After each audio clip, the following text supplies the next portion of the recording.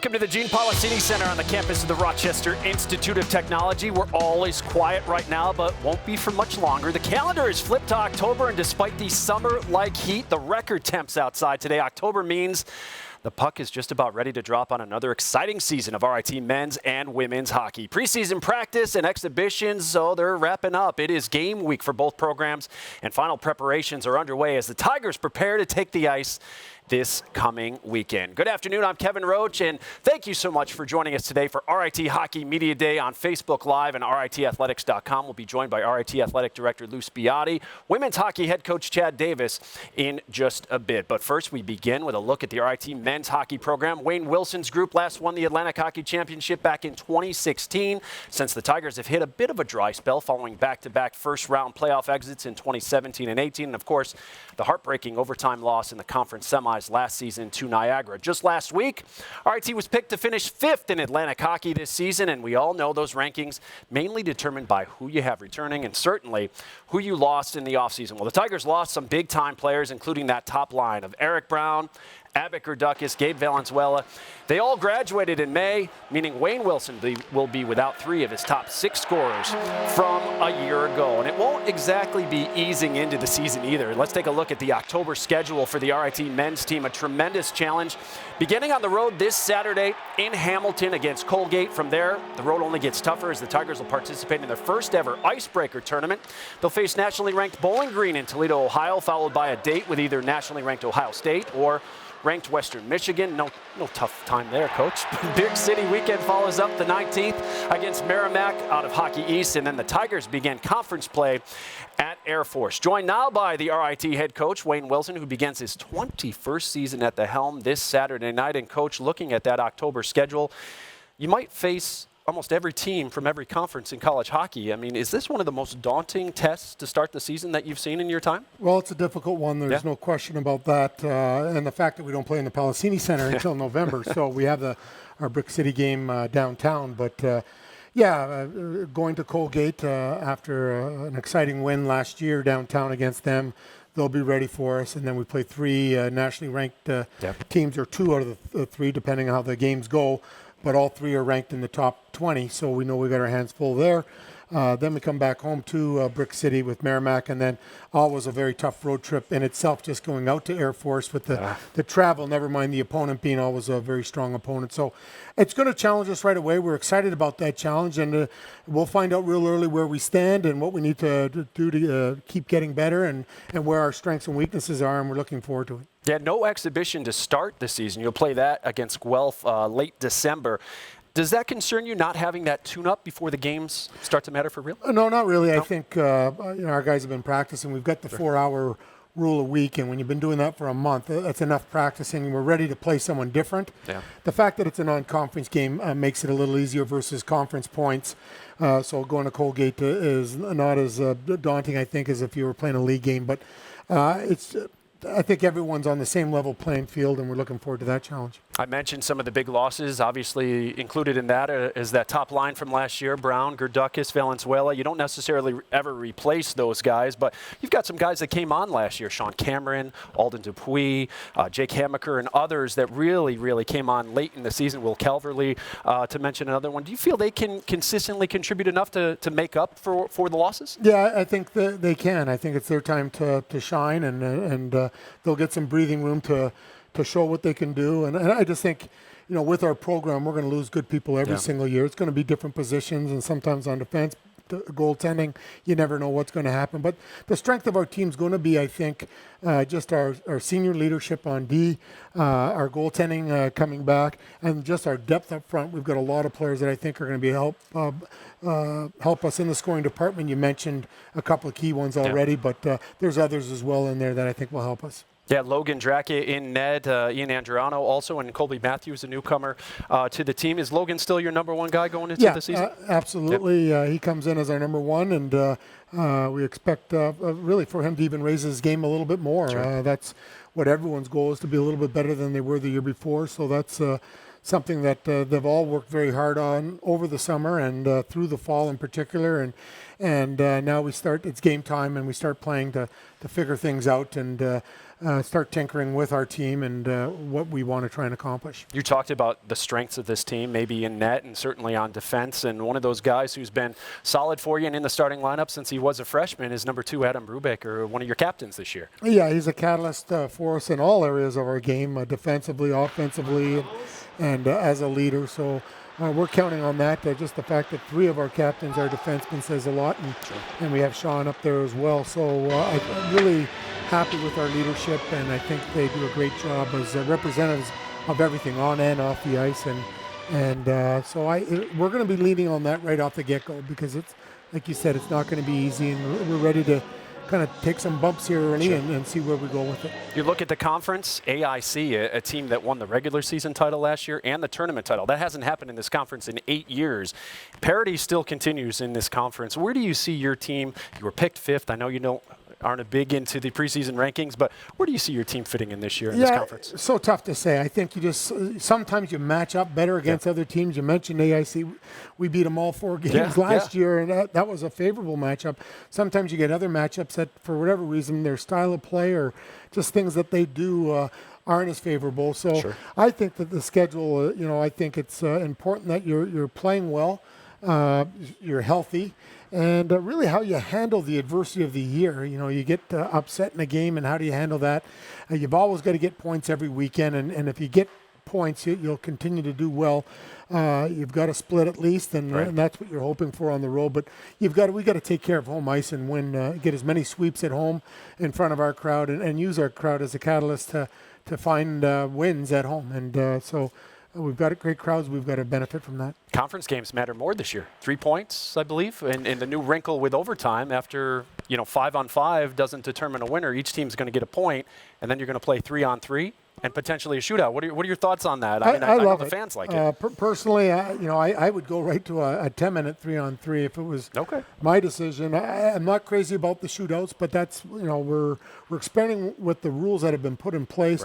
We'll vote on that, and I'm glad our league, the coaches stepped up and want to try it, because at least now when we vote on this next year, we can have a body of work that we can reference on whether we liked it or not.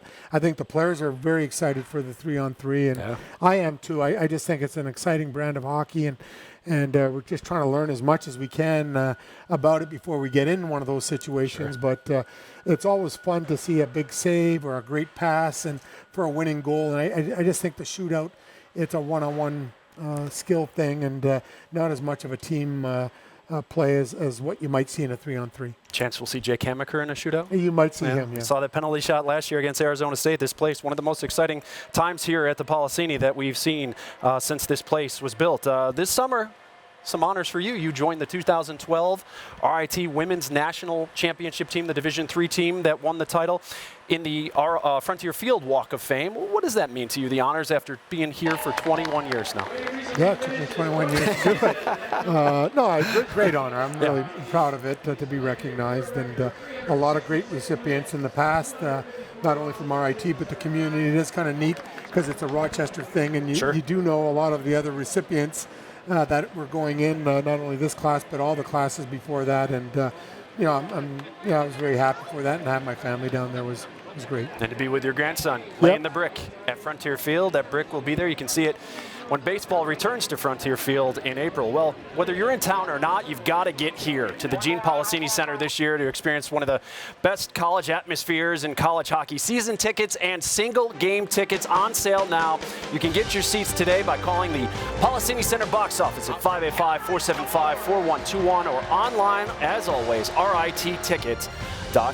Wayne, best of luck to you Saturday at Colgate. The rest of the way, we'll be following you all year long, and we look forward to another great season of Tiger hockey. Yeah, thanks so much for having me and the support you guys give our program. Excellent. Thanks so much, Wayne Wilson, the head coach of the RIT men's hockey program. Well, still to come on our program here today, the RIT women's hockey team saw a bit of a resurgence last year, but how will they respond this season following a major roster shakeup? We'll break it all down with the head coach, Chad Davis, next as Hockey Media Day rolls on from the Policini Center. This is RIT Sports Zone Live.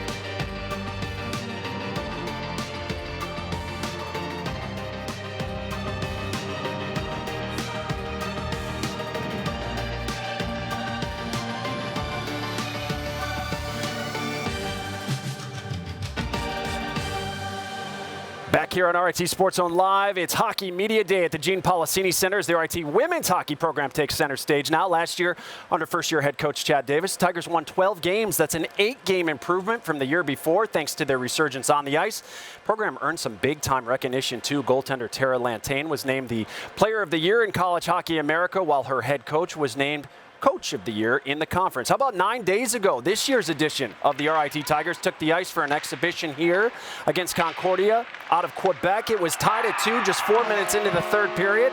Newcomer Reagan Pietrowski scores to put the Tigers in front 3-2, but it turned out to be a wild finish here at the Policini. Concordia tied it up, and then they would take the lead near the midway point of the third. Daniela Gendron scores unassisted. It was 4-3 Concordia, but under 3 minutes later, another newcomer to RIT, Maddie Dunham, on the power play.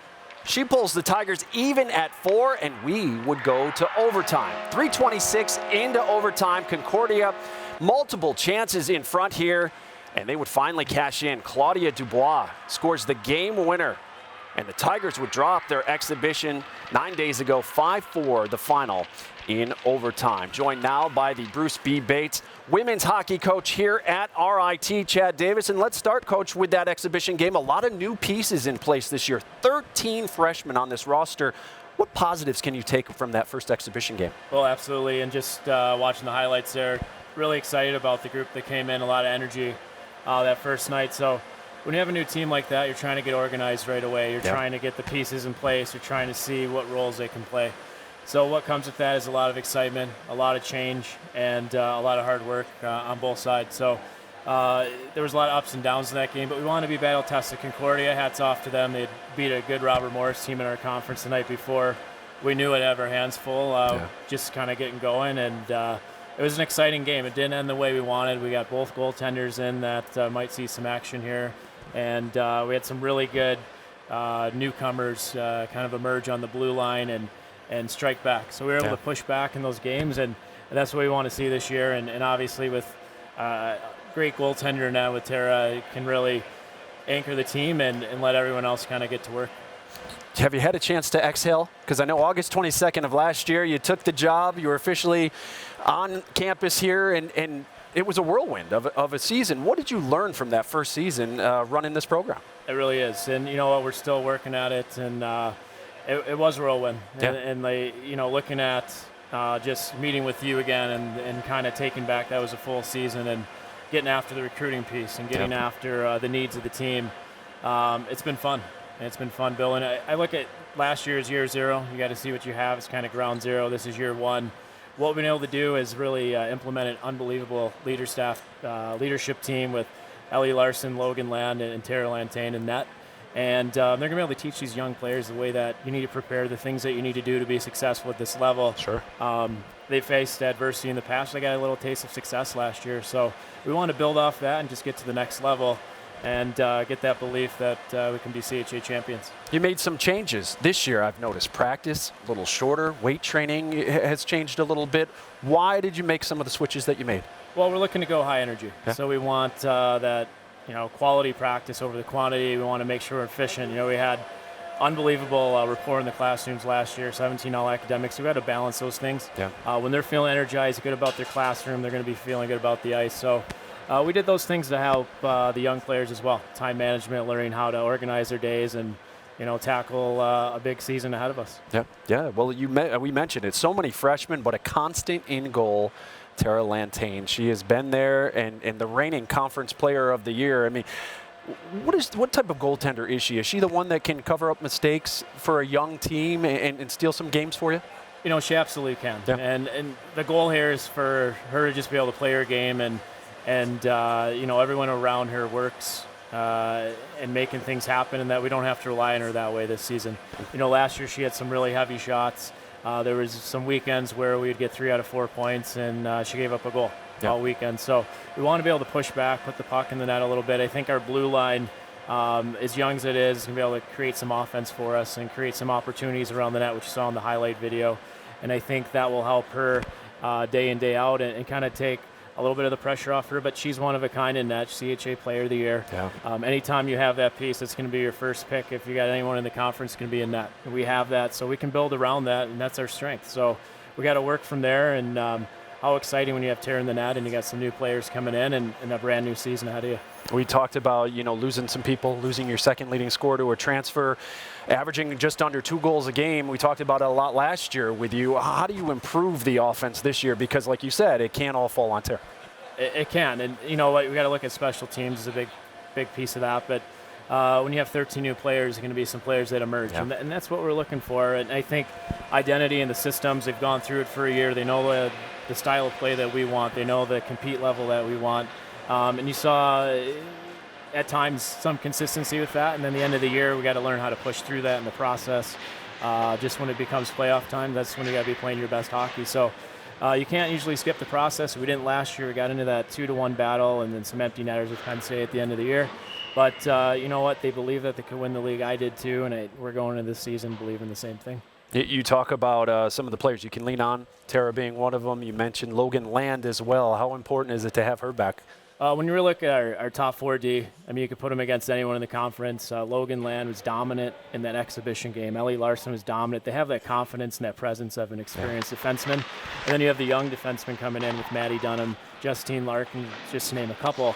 They can learn from them and they can excel in their game. And then we'll partner them up. So you have one with a lot of experience and a younger player with energy, and we think that combination is going to lead to success on the blue line. Just like the men's team, the conference champion was AIC, RIT was 4-0. The conference champion in the CHA was Syracuse. You guys, I think, were 3-0-1 against the Orange. So how do you think you fare in this conference this year? Absolutely. I think that shows you just got to come to the rink and compete every night. And we had success against a really good Syracuse team. I mean, they pushed us. They battle-tested us. We had some really good goaltending performances in that, and hats off to them for winning the league. They deserved it. But, we're capable of winning the league. I mean, it shows you right there. 3-1, we had the matchup last year. Every year is different. We want to establish that again. But absolutely, it's just a lot of it's a mindset and just being consistent and for the young team, just getting comfortable on the ice and playing with that edge and compete level we'll need for those 60 minutes. Last year coming in with everything starting so quickly, you mentioned about scaling those expectations back. This year, like you've mentioned, you feel like you can be right there. There's no reason why this team can't compete in that league. Sure, I think you got to talk about it. I think you got to throw it out there. And at the end of the day, when you have a goal, it's to reach, and if you don't, it should hurt a little bit. And we had to understand what we were playing for, and we had to go through that process. We didn't want to make it a situation where we were anxious and had anxiety about it, but we wanted to create a situation where we had something to work for. Once they understood kind of halfway through the season where we were as a team, they could really start believing in it. And they took the reins, and they had some really good series against some other opponents outside of Syracuse in our conference, on the road, at home, battle-tested in overtime. Some of them went our way, some of them didn't. But at the end of the day, you're in all those games, and you're able to win those games. So that's how we're going into this season. Schedule sets up really nice. We see a lot of different conferences, a lot of different compete levels, and we'll start out with everyone knows Mercyhurst. You mentioned that. Let's take a look at that October schedule and see what the RIT women's hockey team has coming up here. They start right here at home, October 4th and 5th against Vermont. Then St. Cloud State will come into town. 6 of their first 8 games will be right here in this building. Their first conference game, as Coach mentioned, Mercyhurst the following weekend before another non-conference matchup with Brown on home ice to wrap up the first month of the season. The entire women's schedule can be found at ritathletics.com. So looking at that, some challenges ahead, but 6 of 8 at home. Like Wayne said, the men want to win at home. You've got to earn that home ice advantage. You do. We have the luxury this year of playing at home a lot. I mean, that goes really well with the younger team. Get their routine established, what their pregame rituals are, establish what they do after the game. But end of the day, you're going to see a lot of different type of competition, from the WCHA to the Hockey East to an Ivy League school to a top-level opponent in our conference on the road. So they're going to see everything in the next 30 days. We're excited about it and excited to get after it and see what they can do. And they're up for the challenge. Yeah, you're going to find out what they have pretty quickly. Our thanks to Chad Davis, the Bruce B. Bates women's hockey head coach here at RIT. Of course, you can come out and watch them this weekend against Vermont. Tickets available, RITtickets.com. Thank you so much, Coach, for joining us here on RIT Hockey Media Day. Well, still to come here on the program, he's been guiding the athletic department for over 4 decades now. We'll be joined by Athletic Director Lou Spiotti next. This is RIT Sports Zone Live.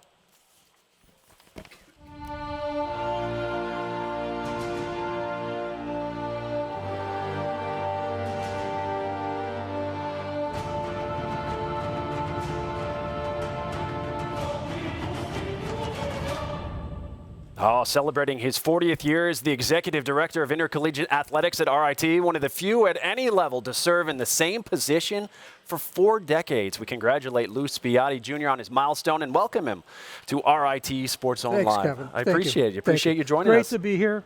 I'm excited. Did you ever think 40 years serving in this position that you'd be here this long and do so many wonderful things? No. I just didn't see myself being here for that long. But it went by so fast. Yeah.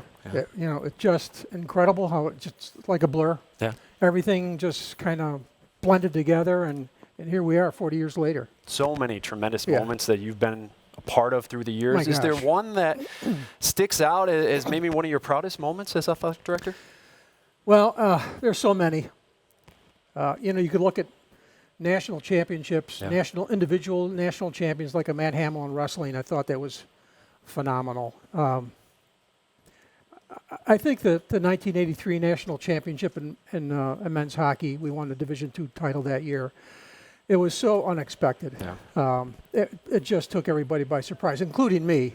We won it in Billerica there and beat UMass Lowell and Bemidji, and it was just incredible. And I was only 3 years into my tenure, and I just didn't know it hit us. It was something else. And then people started talking about this program. And then I think the next one, most significant one, was 2012 when the women won the D3 national championship. Got stunned the year before right in our own building, and then came back and won it the next year and proved to everyone that they were indeed champions. They were champions the year before, but, Right. They made it happen the following Against the year. same team, beating Norwich again. Norwich, yep. Yeah, exacting revenge. Yeah, it was wonderful. What excites you each day in this role and coming to campus? Well, some people say, how was your summer? I said, my summers are boring.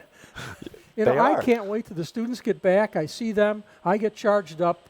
I see the energy that they have. It's just that part of my work, looking in their eyes and seeing the excitement that they have and the pride that they have. Yeah. I always wanted, during my years here, I always wanted our athletes to feel proud of their program, of their team, and of their university. And I think we're there. Yeah. I just see so many indications that the success on the ice, the success in the field, and the success in the classroom, they support one another. Respect for their teams, respect for the university. The total package, that really makes me feel fulfilled. Sure. Yeah. Absolutely. And we're going to talk about your hockey teams. Let's start with Wayne Wilson in the men's program. In April, you were able to extend the contract of head coach Wayne Wilson. First, what has he meant to the men's program, and how important is it to keep him here and keep that continuity in a program? Well, I think anybody would want Wayne Wilson as their head coach, first of all. And there's been others who've tried to get him. We've held on to him, and I'm really happy that we've done that. He's solid as a rock. Every year, the consistency that Wayne brings to the job, the passion he brings to the job, and he's a guy who, there's a lot of head coaches that just don't go out on the road. He's out there. Yeah. He's out there advocating for his program. He's seeing student athletes. He's representing the university in the best way, in every way, shape, or form. For an athletic director, you want to win, and he does. Yeah. And he's proven that. He's been in national championships in Division III, Frozen Four, 2 more after that, 3 more after that, excuse me. And he's had the success. But at the end of the day, you want someone of Wayne's integrity in that position. And he's been here 20-plus years, and the reason is because of the character and of the integrity that he brings to the job. Last year, we were talking with Chad just moments ago. You hired him in August and brought him on to take over for Scott McDonald, who departed. What were your impressions of his first year here and where he is taking this program? Well, very much the same thing. Here's a guy a little more youthful in his career than Wayne, but has had a track record at Adrian, which was impressive. Yeah. Took that program from 0 to 100. And National Coach of the Year, small college. He recruited, he coached this team up and brought them to a national championship. Not the whole thing, but they were there. And the thing that struck me about Chad was the sacrifices that he made early in his career to become a coach. He knew that's what he wanted to be, and he put forth the effort. He made sacrifices. His total family was immersed in it. That impressed me. And I said, this is the kind of guy that we want leading our student athletes, a person who knows what commitment's all about. And he's parlayed that into his team already. Last year, I have to say, I didn't know what to expect, but winning 12 games, I was thrilled. Yeah. And to see them compete in so many others was phenomenal. Yeah, the improvement of that program, and as well as Wayne's program making it to the semifinals and falling just short against Niagara. Yeah. It was a big year athletically at RIT, but in the classroom as well. 3.4 grade point average.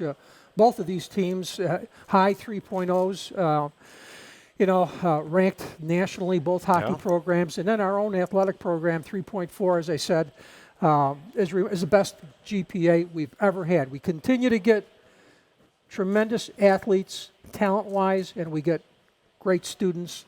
And, the last thing is even better people. Yeah, absolutely. Well, we're improving everywhere. And you said onward and upward. Athletic facilities are improving. What's on the horizon for the program as a whole? Well, I think we have new leadership at the university. Dr. Munson has spoken boldly about our strategic plan and taking this university to not only a national but international level and renown. We've got a branding program now that is really earmarked at the university in a special way. I believe that there are some interesting avenues that we're going to pursue to take the program to the next level in terms of academic portfolio and also the kind of athletic program that we think this university should have. Yeah. And I think he's interested in that. Not that it's not now. We are, we're premier. But what's the next step? I think he's asking that question, and we're helping him along that way. Yeah, we're all eager to find out as facilities continue to improve, and certainly it has been great in the classroom. And like you said, these teams have excelled on the field and on the ice here behind us. Well, thank you so much for joining us here today, and congratulations. Thank you. 40 years, you're just getting started. Just started. Actually, it's 45. 40, right, because football. I had a picture of me up there in my football garb. 1974? 1974, started coaching RIT football. We're not getting a football team.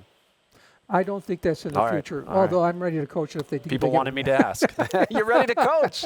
He could be coming back. Well, if you make it happen, we look forward to covering the RIT football team if it does come back. Yeah, appreciate thanks for all you do. Thank you so much. Appreciate it. We appreciate your time here on RIT Hockey Media Day. Look forward to a great season in RIT athletics. Hey, just a reminder, hockey returning to this building this Friday and Saturday night as the RIT women's hockey team opens the regular season against Vermont. Face-off 6 o'clock Friday night. Come on down, 2 o'clock Saturday afternoon. Once again, this season tickets are free for RIT faculty, staff, alumni, and students. If you need tickets, though, you can get them at the Policini Center box office or online at rittickets.com. RIT men's team won't be on the ice in Rochester until Brick City weekend when they host Merrimack downtown at Blue Cross Arena on Saturday, October 19th. Our coverage of Tiger hockey begins that night at 6:30 with RIT Sports Zone pregame live, followed by face-off at 7:05. Hey, Spectrum Cable customers can see all home games this season live on WBGT TV, My 18. And if you're watching us outside of the Rochester area, you can see our broadcast this season, too, with a paid subscription. Flow Sports is the new official streaming provider of Atlantic Hockey. You can sign up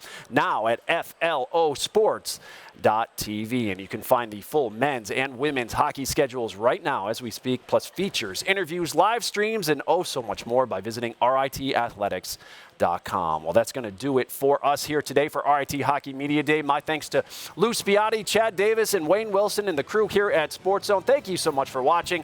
We look forward to another exciting season here at RIT as college hockey is officially back.